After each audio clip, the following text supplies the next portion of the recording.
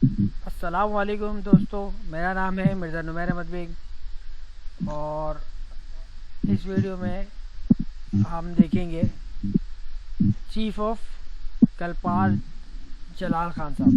अच्छा भाई, एक जलाल खान साहब हैं, मैं आपको इनके बारे में बताता हूँ। अच्छा भाई, अपना तारुफ तो करा दें हमारे ऑडियंस से। जी, मैं असद अहमद और हम मेरे के दोस्त हैं और हम अक्सर बेशतर एक आध वीडियो क्लिप देखते हैं और माशरे में जो एक्टिविटीज़ हो रही हैं या कॉमेडी वगैरह इसको साथ देखते हैं। नाज़रीन, आपके साथ भी मिलके और आप भी इस पे ज़्यादा ख्याल करते हैं और हम भी अपने ज़्यादा ख्याल करते हैं। आप कमेंट से करते हैं और हम वीडियो पे ऑडियो की शक्ल में। चलें स्टार्ट करते हैं। उन्होंने अच्छा भाई, ये वीडियो ज़रा देखते फिर मैं आपको बताता हूँ थोड़ा सा ना। कौन है जो काम दो सूबों की पुलिस न कर, सैकड़ों मुसल्ला अफराद काफिलों की सूरत में डाकुओं से बदला लेने घोटकी पहुंच गए। बेटे के कत्ल का बदला लेने के लिए कच्चे के डाकुओं के गिर्द घेरा तंग करने वाले चीफ ऑफ कलपर जलाल खान आखिर कौन है? जो काम दो सूबों की पुलिस न कर सकी वो जलाल खान के कबीले ने कैसे कर लिया, आइए आपको बताते हैं। कई माह से सिंध और पंजाब के सरहदी इलाकों में कच्चे के डाकुओं की सरगर्मियों की खबरें कौमी सतह पर जेरे गर्दिश हैं। आए रोज मुल्क के किसी न किसी हिस्से से ताल्लुक रखने वाले अफराद को कच्चे के डाकू निशाना बना रहे हैं। शिकारपुर, कश्मीर, घोटकी, सखर और जैकबाबाद में कच्चे के डाकुओं की महफूज पनाहगाहें मौजूद हैं। कच्चे के डाकुओं की दहशत पूरे पाकिस्तान में फैली हुई है। इन डाकुओं के पास जदीद तरीन भारी असला, रॉकेट लॉन्चर, वायरलेस सिस्टम और पुलिस से छीनी गई बख्तर बंद गाड़ियां मौजूद हैं। कच्चे के डाकू सरेआम शहरियों, सिक्योरिटी और रेस्क्यू एहलकारों को अगवा करके जिस्मानी तशद्दुद की वीडियोस बनाते हैं। वही वीडियोस अहले खाना को भेजकर करोड़ों रुपए तावान मांगा जाता है। तावान वसूल न होने पर मुगवी को कत्ल कर दिया जाता है। आपको ये जान के हैरानी होगी कि जहां मुख्तलिफ मौकों पर मुल्क के कुछ हिस्सों में इंटरनेट सर्विस मुअत्तल कर दी जाती है, वहीं कच्चे के डाकू इस सहूलत से बातातिल लुत्फ अंदोज होते रहते हैं। मुगवियों पर जिस्मानी तशद्दुद की वीडियोस बनाकर अहले खाना को व्हाट्सएप की जाती हैं। साथ ही साथ इन डाकुओं की जानिब से रियासत को भी ललकारा जाता है। इन डाकुओं के मोबाइल फोन में इस तरह की एप्लीकेशंस भी होती हैं जिनसे अपनी आवाज को लड़कियों की आवाज में बदल दिया जाता है। कच्चे के डाकुओं में तालीम याफ्ता लोग भी शामिल हैं जो न सिर्फ जदीद टेक्नोलॉजीज का इस्तेमाल करते हैं बल्कि अंग्रेजी भी बोलना जानते हैं। इनकी जो असल में अलग ही बदमाशी चल रही है कच्चे में, बहुत यार ये कच्चे के डाकू इतने पक्के हो चुके हैं वो कच्चे से पक्के हो चुके हैं। तो और इतनी वीडियोस आ गई इन पे कोई इनकी अलग ही बदमाशी चली अभी, मगर देखिए ना ये बंदे ने कराई है इसको दरवाजे और सुनाई का बड़ा अच्छा है। किसी ने इंडिविजुअल एक्शन लिया है किसी देखिए आपको न्यूज़ सुनते हैं फिर पूरी बात करेंगे।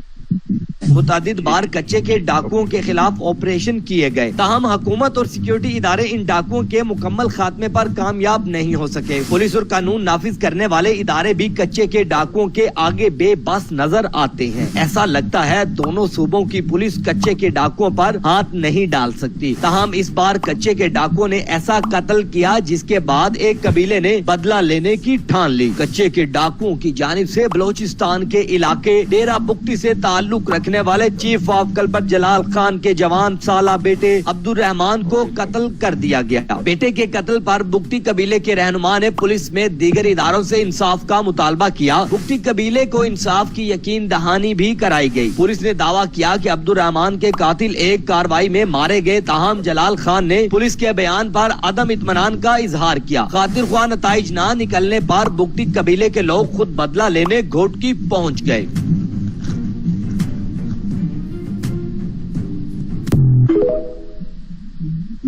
हाँ सर भाई, ये बेसिकली ये इनके बेटे को कत्ल कर दिया, जवान साल बेटा बिल्कुल।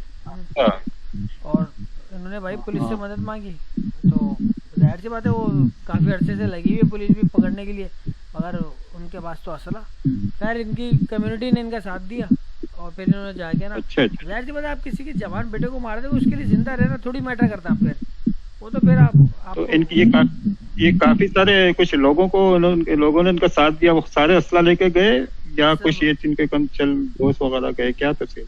ये इनका कबीला है ना भुट्टियों का, تو وہاں پہ تو بھٹوؤں کا تو قبیلہ ہوتا ہے, ان سب آپس میں انہوں نے بات کری. میں نے ایک دیکھا ان کا نا انٹرویو, تو انہوں نے کہا کہ جس کو جانا ہے چلا جائے, مگر اگر شرما حضوری میں ابھی نہیں جا رہا ہوں, رات میں جاؤ سب نے, جس نے بیک ہونا ہے, کیونکہ میں تو وہاں پہ آؤں گا, اپنے بیٹے کا بدلہ بھی لوں گا, اور میں تو جاؤں گا ہی جاؤں گا. ہاں میری تو مرنے کے لیے جاؤں گا میں. وہ تو سر پہ کفن مان کے گیا نا. آپ یار آپ کو شرم آنی چاہیے, آپ کو چند پیسوں کے لیے کسی کے بیٹے کو, جوان سال بیٹے کو قتل کر دیا یار, شرم کی بات ہے. پھر خیر یہ گئے, پولیس بھی گئی ہے ان کے ساتھ, رینجرز بھی گئی ہے, انہوں نے بھی مدد کی ہے. خیر انہوں نے بڑا زبردست کرا ایکشن, اکھاڑ دیا سب کو. نہیں ایسے لوگوں کے ساتھ تو یار جو ہے نا فورسز کو مل کے, اور جو وکٹمز ہوئے ہیں, جن کا گھر اجڑا ہے, جن کا بچہ چلا گیا, اور بھی بے شمار ایسے واقعات ہوئے ہیں, تو ان کے سینٹیمنٹس کی وجہ سے نا ایک جوش پیدا ہوتا ہے, تو ان کو ساتھ ملا کے ان کے سامنے ان کا بیڑا غرق کرنا چاہیے. صحیح بات ہے. اور دیکھو افسوس کی بات یہ ہے کہ وہ اتنے اسٹرانگ ہو گئے ہیں, مطلب یہ ہے کہ وہ پنپ رہے ہیں, ان کے بعد پتہ نہیں کون سے نیا اسلحہ ہے, اور کانفیڈنٹ کیوں ہے, یہ کوشچن مارک ہے یار.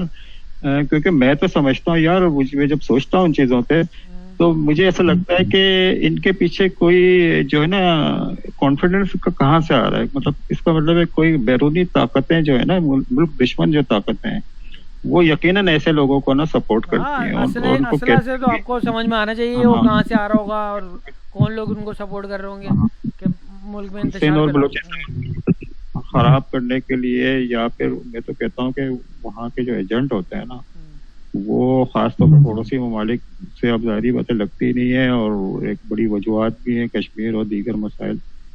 تو ویسے مذہب جو بھی ہو, لیکن اصل مسئلہ تو کشمیر کا ہی ہے نا, سب سے بڑا مسئلہ. پھر وہاں سے وہ پراکسی کرتے ہیں, افغانستان کے راستے بلوچستان میں جاتے ہیں, اور پھر وہاں پہ انہوں نے یہ طریقہ اختیار کیا ہوا ہے کہ یہ جو ہے نا اجڑتی قاتل جو ہیں, یہ ان کو ہائر کر لیتے ہیں, مجھے ایسا لگتا ہے. اور پھر ان کے اوپر جو ہے ڈفرینٹ قسم کے ان کو موٹیویشن دیتے ہیں. اور میں تو سمجھتا ہوں ان کے اپنے بندے بھی یہی لوگ جو ہے نا مارتے ہیں, تاکہ ان میں غصہ آئے دونوں طرف کے نا, وکٹمز بھی اور ٹابو بھی. یہ ایک سچویشن پیدا کر دیتے ہیں ریئل, اور سینٹیمنٹس لوگوں کے جب آ جاتے ہیں تو پھر حالت خراب ہو جاتے ہیں. تو یہ طریقہ بہت پرانا ہے, لیکن لوگوں کو سمجھنا چاہیے ایسے موقع پہ ایک ہو کے نا, صرف یہ دیکھنا چاہیے کس نے کیا, اس کو چھوڑ دیں. صرف یہ دیکھیں کہ اس طرف سے کسی نے کیا, اس طرف جا کے نا ٹوٹلی جو ہے نا ڈسٹروائے کر دینا چاہیے اس جگہ کو. صحیح بات ہے. بچوں خاصا وہاں ہے کہ فیملی رہ رہی ہے, ان کو تو پروٹیکٹ لازمی ہے, ان کو تو لازمی کرنا چاہیے, کیونکہ اگر وہ یرغمالی ہے تو بھائی وہاں ایکشن نہیں لینا چاہیے. میں تو یہ سمجھتا ہوں, کیونکہ اس سے اور معاملات بگڑتے ہیں. تو اللہ غارت کرے یار ایسے لوگوں کو. صاحب ہیں, بہادر ہیں, انہوں نے موٹیویٹ کیا, ان کے لیے سلام ہے. اور بہت اچھی بات ہے کہ ان کے بچے کے بدلہ لے لیا گیا. اور کچھ ٹائم پہلے بھی ایک بلوچستان میں ویڈیو آئی تھی نا, میں تم نے دیکھی ہوگی, کہ وہ ایک بندے نے کسی کے ہاتھ پیر کاٹ دیے تھے, یاد ہے تم کو؟ اس پہ بھی آرمی کے جوانوں نے جا کے جو ہے نا اس کو ایکشن لیا تھا. اور اس کو یقین کر رینجر کے جوان اور فوج کے جوان تھے, اس نے یار اتنی بات کی تھی, میں یاد ہوگا تم نے یقیناً دیکھی ہوگی, بڑی وائرل ہوئی تھی, کہ اس نے ایک بندے کو پکڑ کے سامنے جو ہے نا لائیو ویڈیو بنا کے اس کا ہاتھ کاٹا تیز سے سامنے کاٹا. وہ چیز میں بہت اوائڈ کرتا ہوں ایسی ویڈیو سے. ٹانگ کاٹ دی یار, وہ دیکھا نہیں جاتا ہے, لیکن وہ بڑا اسے پکڑ سے کہہ رہا تھا میں نے کیا, لیکن اللہ کا شکر ہے کہ اس کو پیپر کردار تک پہنچا دیا, کہ اور اس کو اتنے برس مارے ہمارے نفسیاتی بنے اور کچھ ہے ہی نہیں ہے. عبرت کا نشان بنا دیا گیا. اللہ کا شکر ہے کہ ایسے لوگوں کو ذہن میں وصل کر دیا گیا ہے, اور بھی دیگر جو ہے نا ان کے ساتھ بھی یہی انجام ہونا چاہیے. تو اس میں افسوس کا پہلو بھی ہے یار, اور کامیابی بھی ہے کہ جو کچے کے ڈاکٹر کے خلاف. آپ کی آواز سلو ہو گئی تھوڑی. جو ایکشن لیا گیا اس پہ مجھے بڑی خوشی ہے. اسی طرح ہوتا رہنا چاہیے, یقیناً تمہیں بھی ہوگی. چلیں سر بھائی, انشاءاللہ ملتے ہیں اگر آپ کا ٹائم ہو تو پھر نیکسٹ ویڈیو میں. ہاں اسی طرح ویڈیوز دیکھتے رہیں گے, انجوائے کرتے رہیں گے, لوگ بھی انجوائے کریں گے, اور وہ بھی اپنے کمنٹس کا اظہار کریں گے. ٹھیک ہے نا, اللہ حافظ. اوکے اللہ حافظ.